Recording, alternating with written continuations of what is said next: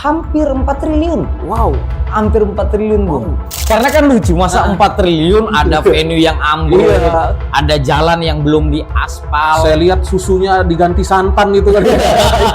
Betul-betul kelihatan macam gini, saya pikir harus diusut. Harus diusut.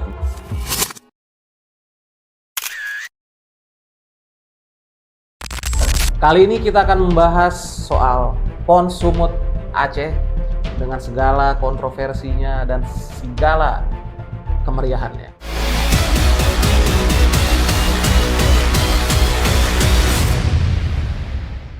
Kita kedatangan tamu yang sangat luar biasa yang belakangan ini cukup mensorot soal penyelenggaraan PON Aceh Sumut. Di depan saya sudah ada nih abang kita, Ketua Umum GMKI, Bang Jeffrey Gultom. Gimana kabar, Bang? Sehat, Bung Antoni, sehat. Waduh, ini makasih lo udah diundang nih. siap. Ini luar biasa kita bisa dapat kesempatan buat ngobrol langsung nih. Siap. Bang, aku perhatiin, Bang. Ya. Belakangan ini Abang sering update soal PON nih, Bang. Iya. Apalagi di tag kejaksaan, di tag KPK, semua di tag. Apa yang terjadi di sana sih, Bang? Ya sebenarnya miris aja ya, karena saya sih melihat PON ini kan termasuk ajang untuk mencari bakat-bakat nih di olahraga, bukan olahraga nasional, dan event ini kan 4 tahun sekali, Bung Antoni. Iya, betul. Anggarannya juga cukup besar, Ratusan miliar ya. enggak, hampir 4 triliun. Wow. Hampir 4 triliun, Bung. Hampir 4 triliun. Cabornya ada sekitar 65. Memang kalau dibanding dengan PON di Papua, itu kan ada sekitar 56 cabur dan anggarannya sekitar 10 triliun lebih. Oke.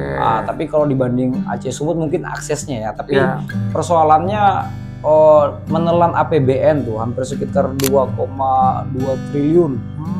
Sementara APBD-nya sekitar 1,7 atau 1,8 gitulah triliun. Itu kan besar banget tuh, tapi berbanding terbalik nih dengan kondisi di sana. Iya. Ya mungkin sudah Bung Antoni udah lihat juga. Iya, kan? saya juga lihat apalah postingan-postingan di TikTok terkait kondisi di sana, Bang. Benar. Aku kaget juga, aku pikir itu ratusan miliar, ternyata 4 triliun. 4 triliun, besar, gede Wow. banget. Sementara kita lihatlah beberapa venue caburnya juga ada yang rubuh, ada yang belum selesai akses jalannya. Itu masih dalam venue nih, belum lihat transportasi untuk para atlet, makanan atlet, itu kan dianggarkan. Iya, 4 betul. tahun loh, ini kan event 4 tahunan. Saya pikir harusnya dari perencanaan sampai penganggaran itu kan sudah sangat ketat dan sangat bagus. Nah yang menarik ini, Bung Antoni, saya lihat Menpora kita, Mas Dito, malah statementnya kayak setara olimpiade kalau aku baca dia. tapi kenyataannya ya gitu. Begitulah. Dan beliau kan kalau saya sempat melihat di berita menolak tudingan adanya dugaan korupsi. Tapi bagi saya sebenarnya kita bangga ajang PON ini sebenarnya untuk melihat bibit atlet kita. Tapi kalau misalnya penyelenggaraannya juga tidak seperti yang direncanakan, agak miris sih, itu aja. Gini, Bang Jep. Iya. Kalau tadi dengan anggaran 4 triliun dan kita lihat banyak orang-orang yang memposting kondisi di sana. Terus bagaimana kalau kita lihat seperti tidak siap tuan rumah untuk mempersiapkan itu. Menurut Bang Jeffrey dan analisa Bang Jeffrey, siapa sih yang harus bertanggung jawab, Bang?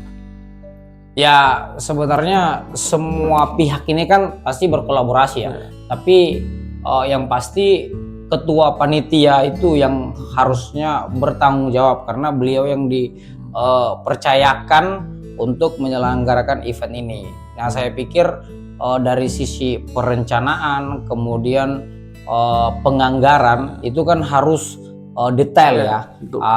Kalaupun ada pengembang atau yang mengerjakan proyek itu yang main-main, ya itu yang harus dikejar dan bertanggung jawab sebenarnya. Karena ini kan menggunakan anggaran negara ya. Jadi sepenuhnya harus bertanggung jawab dengan apa yang dilakukan itu. Kalau tadi kan gini Bang, aku juga sempat baca tadi statement dari Ketua KONI Sumut Bang, terkait penyelenggaraan PON. Ya. Yang bersangkutan kalau kurang lebih mengatakan bahwa kecewa terhadap konten kreator atau selebgram yang memposting kondisi PON yang jelek-jeleknya saja, tapi tidak memposting yang prestasi-prestasinya. Tapi menurut Abang sendiri gimana sih Bang? Maksudnya kan kalau aku mungkin melihatnya dalam media sosial itu kan bentuk kritik publik lah. Iya. Tapi dalam panitianya terkesan kayak tidak terima. Tidak terima. Ya, kalau saya sih lihatnya sederhana aja ya. Di era keterbukaan informasi publik sekarang netizen itu menjadi fungsi atau kekuatan fungsi kontrol juga terhadap semua hal ya. Apalagi ketika sekarang ya bukan hanya netizen, menurut saya para atlet ataupun para penonton juga kan hadir di sana melihat keadaan. Apa yang mereka lihat dan mereka posting menurut saya sah-sah saja gitu. Persoalan lebih banyak yang melihat dari sisi dalam tanda kutip jeleknya pelaksanaan itu yaitu soal lain. Tapi maksudnya saya kenapa kita punya perhatian serius terhadap PON ini karena lagi-lagi kegiatan PON ini kan menggunakan uang negara, uang rakyat. Jadi memang harus dipertanggungjawabkan sebaik-baiknya, dan saya meminta Kejaksaan Agung kemudian KPK itu harus benar-benar serius karena jangan sampai uang negara digunakan hanya untuk bajakan para koruptor. Dan menariknya gini Bang, Kapolri udah statement tuh Bang, akan mengawal dugaan-dugaan penyelewengan dana PON tuh Bang. Ya. Menurut Abang langkah cepat Kapolri ini harus dikawal juga nggak Bang? Abang kan sebagai ketua umum gerakan nih Bang, ini harus ditagih nggak ini pengawalan ini? Ya saya pikir kalau seorang Kapolri sudah memberikan statement itu berarti ada atensi yang beliau dapatkan dari suara-suara di bawah gitu. Jadi kalau seorang Kapolri Bapak Jenderal Listio Sigit sudah menyampaikan di publik akan menjadikan ini sebagai atensi, saya pikir perangkat-perangkat kepolisian khususnya di bidang tindak pidana korupsi pasti sudah akan ke sana. Nah, itu juga harus kita kawal sehingga dugaan-dugaan penyelewengan dana PON yang hampir 4 triliun menggunakan uang negara, uang rakyat itu bisa dipertanggungjawabkan, Bung Antoni. Menarik. Artinya sudah ada sinyal akan ada penyelidikan terkait dugaan-dugaan penyelewengan oleh Polri dan langsung atensi dari Pak Sigit tuh Bang. Iya, karena kan lucu masa 4 triliun ada venue yang ambruk, ada jalan yang belum diaspal. Saya lihat susunya diganti santan itu kan. Ini yang ada kolesterolnya naik.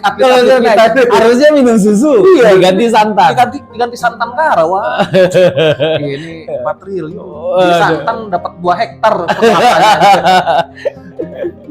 Nah, masih ada optimisme nggak sih Bang ke depan Bang di pemerintahan berikutnya lah Bang?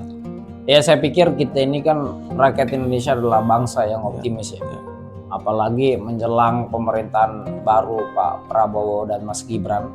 Saya pikir pasti ada semangat ke sana. Aku ingat waktu statement Pak Prabowo beberapa tahun yang lalu ingin punya timnas Indonesia bola aja harus masuk ke Piala Dunia gitu loh, dan beliau akan memantau langsung persiapan demi persiapan.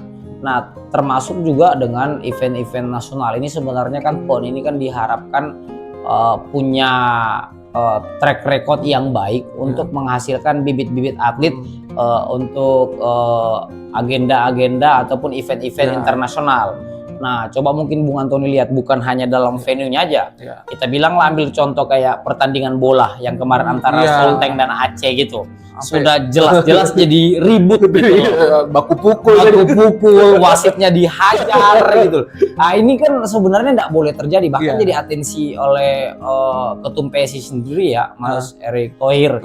Jadi saya pikir mentality kita itu yang sebenarnya harus siap juga dalam kompetisi, bukan hanya soal yang tadi kita bahas untuk penganggaran, memang itu jadi bagian yang penting juga. Tapi mentality atlet kita juga harus benar-benar siap, termasuk juga dengan wasitnya. Iya, Jangan atletnya udah siap, jurinya yang main gitu. Artinya kan seberapapun anggaran yang disisihkan oleh pemerintah untuk menyelenggarakan event olahraga nasional, kalau mentalitas masyarakatnya masih begini, percuma aja nih, Bang. Percuma Bung Anto. Percuma. Jadi saya pikir semua aspek itu harus dioptimalkan gitu. Penyelenggaraannya bagus, atletnya siap, jurinya juga adil. Nah, masyarakat juga pasti punya harapan dan optimisme. Melihat dengan segala keriuh-riuhannya PON ini, terus dengan segala keunikan-keunikannya, Bang. Abang masih yakin gak sih sebenarnya bakal diusut segala dugaan-dugaan ini, Bang? Ya, ya. Kalau saya sih masih tetap optimis terhadap penegak hukum. Terlepaslah ada anggapan tebang pilih ya. Tapi kalau misalnya kondisi PON 2024 hari ini Aceh Sumut sudah kelihatan dalam realitasnya, baik itu pembangunan, kemudian persiapan dengan anggaran dari APBN atau uang rakyat yang sampai 4 triliun betul-betul kelihatan macam gini, saya pikir harus diusut gitu. Saya sebagai ketum GMKI juga pasti mendukung untuk KPK ataupun penegak hukum lainnya benar-benar mengusut dugaan korupsi di PON 2020. Menarik nih. Bukan hanya Kapolri yang akan mengatensi dugaan penyelewengan, ketum GMKI juga. Langkah-langkah ke depan, Bang, konkret GMKI mau bikin apa, Bang, supaya penyelewengan ini bisa ketahuan titik terangnya, Bang, siapa yang main ibarat. Ya, saya pikir sebagai agen-agen perubahan, organisasi gerakan, pasti juga akan terus melihat proses-proses demi tahapan yang akan dilakukan oleh penegak hukum. Nah, kita juga kan punya cabang juga di sana. Ada cabang Medan, ada juga di Aceh Tenggara juga. Ya, saya pikir tetap kita akan berkomunikasi untuk memantau ataupun melihat perkembangan demi perkembangan terkait kasus dugaan korupsi yang ada di PON 2024. Ya, saya pikir dan masih berharap semua penegak hukum bisa melihat permasalahan ini dengan serius, karena ini lagi yang saya tegaskan, ini uang rakyat. Jadi jangan sampai uang rakyat jadi bancakan para koruptor. Berarti hati-hati nih tikus-tikus yang coba-coba ngambil duit PON. Sudah ada cabang GMKI yang memonitor kalian. Tinggal nanti di-smash sama Bang Jepri dari Jakarta. Siap. Terus kita pantau. Bang, ya, saya minta closing statement, Bang. Ya. Supaya kedepannya masa depan olahraga Indonesia bisa lebih memberikan harapan buat generasi muda, dan kedepannya event-event yang olahraga yang bersifat nasional jangan seperti ini lagi deh. Iya. Saya pikir tidak ada yang instan, ya. Semua punya proses demi proses. Nah, sebagai masyarakat Indonesia, kita juga patut berbangga dengan perubahan-perubahan atlet untuk mengharumkan nama Indonesia. Apalagi kemarin baru beberapa atlet kita dalam panjat tebing berprestasi, ya toh, angkat besi di Olimpiade, dan saya pikir masih banyak optimisme kita terhadap perkembangan atlet masa depan. Ya, pada dasarnya sebagai masyarakat kita berdoa, dan apa yang bisa kita dukung untuk prestasi atlet, mari kita optimalkan seperti itu. Kita sudah dengar langsung bagaimana GMKI selaku organisasi gerakan akan terus mengawal dugaan-dugaan penyelewengan penyelenggaraan PON Aceh Sumut 2024. Tentunya ada harapan besar supaya ke depan event-event nasional tidak dijadikan bancakan korupsi, dan kedepannya harus bisa menjadi harapan bagi generasi muda untuk menjadi bibit-bibit atlet kita yang membanggakan di Indonesia maupun di level internasional. Salam olahraga. Siap.